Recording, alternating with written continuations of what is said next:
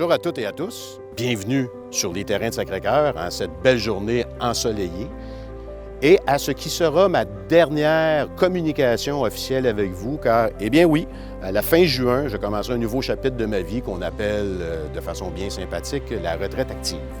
Alors, depuis plus de 20 ans, je me suis efforcé, que ce soit à titre de bénévole, à titre de PDG, membre du conseil d'administration, je me suis efforcé d'impacter favorablement le développement des soins, la recherche et l'enseignement pour nos hôpitaux Sacré-Cœur et Albert-Prévost. Et plusieurs d'entre vous le savent déjà, nous avons tout dernièrement intégré l'hôpital Rivière-des-Prairies pour la pédopsychiatrie. Alors, c'est en toute humilité que je vous dis que je vous laisse une organisation qui est en santé et qui va assurément progresser de façon constante dans les prochaines années. Maintenant, concentrons-nous sur 2024. Alors, en 2024, c'est plus de 4,3 millions que votre fondation a remis. Alors, parmi les investissements importants, nommons le Centre des naissances de Sacré-Cœur, qui est à l'aide d'un financement de 380 000 s'est doté de 16 moniteurs fétaux, d'un échographe et de d'autres types d'équipements. En plus, grâce à un beau partenariat avec Enfants Soleil, nous avons pu équiper cette unité d'une isolette de transport, un incubateur de transport qui permet aux équipes de transporter vers des centres spécialisés des nouveau-nés qui nécessitent ces soins. Dans un grand hôpital universitaire, on ne parle pas seulement de soins, on parle de recherche aussi.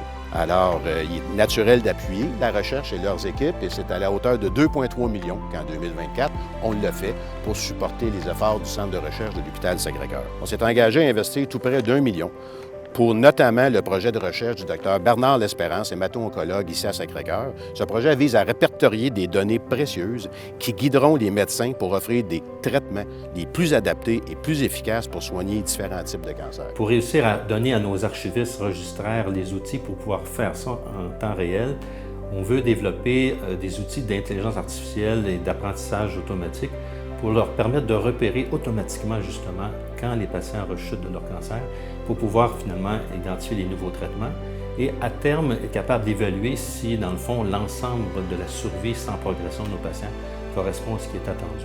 Ultimement, ce qu'on veut, c'est améliorer la qualité des soins à tous nos patients à l'hôpital Sacré-Cœur avec une équipe d'archivistes dédiée, mais bien outillée. Finalement, un autre million au niveau de l'enseignement pour financer des bourses d'études, de formation professionnelle et l'achat d'équipements tels que des mannequins de simulation.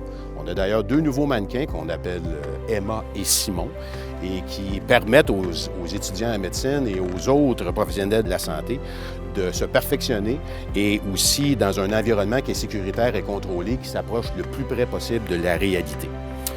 Alors, à l'aube de ses 50 ans, votre fondation aura 50 ans l'an prochain. Sacré-Cœur fêtera son centenaire en 2026, alors vous allez en entendre parler bientôt.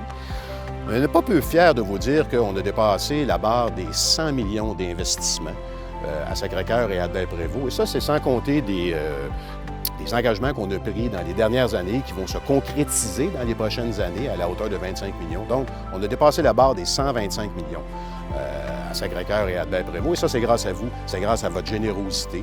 Et on ne peut pas vous dire trop souvent merci.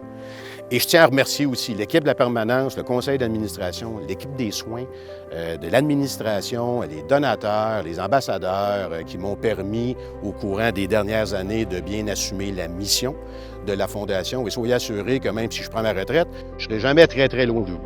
Bye!